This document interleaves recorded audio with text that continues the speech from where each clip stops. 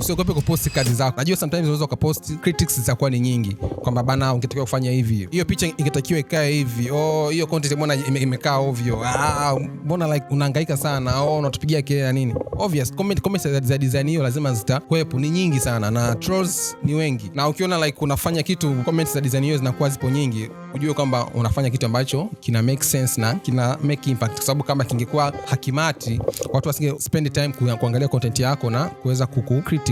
So post kazi zako, kama una service hiyo, kama una product hiyo, kama una kitu ambacho unakiuza, tupostie tukione. Usiogope kuposti kwa sababu fulani ata comment hivyo, watanionaje na nini. Man, tupostie kazi zako, tupostie video zako, tupostie ujuzi ulionao, tununue. Sasa tutajuaje kwamba unauza kitu fulani tuweze kununua? The only way ya kuweza kuonekana na kuuza bidhaa yote kwa kutumia social media platforms. Post, elezea kile kitu ambacho unakiuza, mjumbe au wawe. Lakini nipende tu kusema tu kwamba kwa yote ambao wapo wamejificha nyuma ya screen za simu zao, wana idea, wana business wanafanya, lakini hawaitangazi, wamezikalia, wamezificha na nini, mimi nawaambia kwamba unapoteza potential. Tupostie content, tupigie kelele, lipia matangazo. Huwezi kupata masoko kama hakuna mtu anayekufahamu. So make sure una post daily, una stay consistent.